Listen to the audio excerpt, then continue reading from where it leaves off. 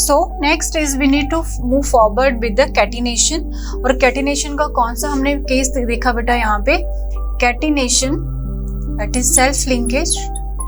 और catenation दो तरह में हम देखेंगे, एक तो on the basis of bond formation and another is on the basis of chain, branched and cyclic structures. ठीक है, तो we can see here chain, branch and ring structure.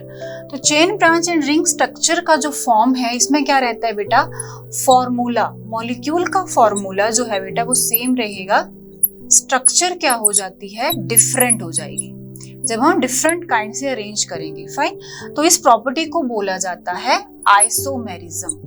क्या बोला जाता है इस प्रॉपर्टी को, आइसोमेरिज्म। तो what is isomerism, compound having same molecular formula but different in the structural arrangement. Now see how this is happening. Here is the table provided to you guys. इसमें सिर्फ simple आपको बताया हुआ है कि कैसे कैसे अरेंजमेंट होता है, सिंगल चेन की बात करी हुई है। I will explain this example to you along with the structure change in the branching and cyclic form. तो सबसे पहले अगर बात करी जाए सिंगल चेन की बेटा, तो सिंगल चेन में हम देखेंगे एग्जाम्पल, जैसे हमने देखा मीथेन का, मीथेन का नहीं आएगा C2H6, इथेन का आएगा जब कार्बन कार्बन से चेन में आ रहा है। तो जब कार्बन कार्बन से चेन में है तो अपने पास क्या हो रहा है, हाइड्रोजन 3 लग रहे हैं साथ में, C2H6 बन गया, ये सिंगल चेन है। ठीक है, अगर ब्रांचिंग का एग्जांपल लिया जाए, जैसे कि अगर ब्रांच का लेते हैं, पहले मैंने बोला मेरे पास कंपाउंड है C3H, कितना हो जाएगा अपने पास 8। फाइन, C3H8 है। ठीक है, दिस इज होमोलोगस सीरीज, हम बाद में पढ़ेंगे कि हर एक यूनिट में हम CH2 ऐड करते जाते हैं तो हमारा अगला पर्टिकुलर फॉर्म ऑफ हाइड्रोकार्बन आ जाता है। तो C3H8 का केस अगर देखें तो कार्बन कार्बन कार्बन, 3 कार्बन है अपने पास, 8 इसके साथ हाइड्रोजन जुड़ रहे हैं, hydrogen hydrogen hydrogen, you can count the number of hydrogen as well, 3 4 5 6 7 8 8 हुए। फाइन, तो अब इसी केस को मैं अगर आपको बताऊं कि ये जो केस है ब्रांचिंग में कैसे आएगा, तो लेट्स सी हियर, अगर मैं देखूं कार्बन 2 ऐसे बने हैं मेरे पास, तीसरे कार्बन को मैं ऐसे ब्रांच में डाल दूं, यहाँ पे हाइड्रोजन, इस वाले कार्बन के साथ again hydrogen, here again hydrogen, 1 2 3 4 1 2 3 4 6 हो गए, 7 8। तो यहाँ पे आप देख रहे हो बेटा इस स्ट्रक्चर में carefully you can see number of carbon is how many, 1 2 3 and number of hydrogen is what, 1 2 3 4 5 6 7 8। तो C3H8 इसको हम ऐसे भी लिख सकते हैं सिंगल चेन के फॉर्म में, और ऐसे भी ब्रांच में लिख दिया, मतलब कार्बन जो है कार्बन का ब्रांचेस में अरेंज होएगी। ठीक है, तो ये अपना हो गया ब्रांच्ड फॉर्म। अगर बात करें साइक्लिक फॉर्म की, तो साइक्लिक में क्या होगा बेटा जी, अपने पास जो टर्मिनल कार्बन है ना, जैसे ये कार्बन चेन में जा रहा है, ये साइकिल में आ जाएगा। जैसे यहाँ से ये हाइड्रोजन हटेगा, ये हाइड्रोजन हटेगा, कार्बन कार्बन से जुड़ जाएगा। कैसे, लेट्स सी, 3 कार्बन की बात हो रही है ना यहाँ पे, तो तीसरे कार्बन को कार्बन से जोड़ेंगे और अभी हम सबके साथ क्या अरेंज कर देंगे, हाइड्रोजन अरेंज करेंगे एज पर टेट्रावेलेंसी। ठीक है, तो एक हाइड्रोजन, दूसरा हाइड्रोजन, टेट्रावेलेंसी पूरी हो गई,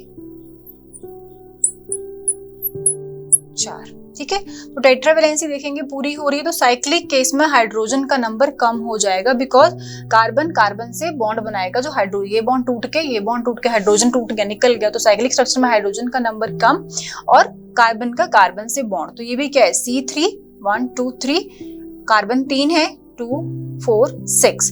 तो कार्बन के केस में, प्रोपेन के केस में नंबर ऑफ हाइड्रोजन क्या हो जाएगा, कम हो रहा है। साइक्लिक स्ट्रक्चर ऐसे ही बनेगा अपने पास कि carbon terminal carbon, first carbon terminal carbon से जुड़ जाएगा, एक साइकिल स्ट्रक्चर बना देगा। ठीक है, तो ये अपने पास आएगा साइक्लिक फॉर्म में। और वैसे क्या है, ये आइसोमेरिज्म कब आएगा हमारे पास, चेन, और ब्रांच्ड फॉर्म के ऊपर कि नंबर ऑफ कार्बन और हाइड्रोजन सेम रहे, यहाँ पे हाइड्रोजन लेस हो रहा है साइक्लिक में, but in case of chain and branched it will B same, तो ये क्या है, आइसोमेरिज्म है, ठीक है। और साइक्लिक स्ट्रक्चर भी सेम से फॉर्म हो रही है अपने पास, बट नंबर ऑफ हाइड्रोजन क्या हो रहे हैं, रिड्यूस, क्योंकि बॉन्ड एक कम होकर आपस में बॉन्ड बन रहा है ना कार्बन कार्बन का, तो वैलेंसी तो जो हाइड्रोजन वैलेंसी पूरी कर रहा था वो कार्बन कार्बन से पूरी कर रहा है साइक्लिक में, fine. So hopeful this is very much understood to you, because isomerism is again important and this again की फॉर्मूला सेम है, दिस इज सरप्राइजिंग थिंग कि फॉर्मूला सेम है, स्ट्रक्चर की वजह से डिफरेंट अरेंजमेंट आ रहा है। तो सम टाइम हम देखेंगे कि अच्छा इसको देख के तो हमें पता है 3 कार्बन ऐसे हैं, प्रोपेन होगा ये, ठीक है। दिस गाइस अभी आपको नहीं पता इसको प्रोप क्यों बोला जा रहा है, नेक्स्ट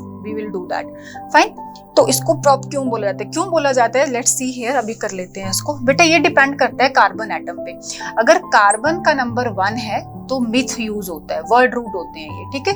कार्बन का नंबर 2 है तो इट विल बी इथ, carbon is 3 it will be prop, if carbon is 4 it will be but, carbon is 5 it will be pent, if carbon number is 6 it will be hex, like 7 hept, 8 octa, 9 carbon atom nano, 10 carbon atom deca, 10 तक we need to remember now, fine.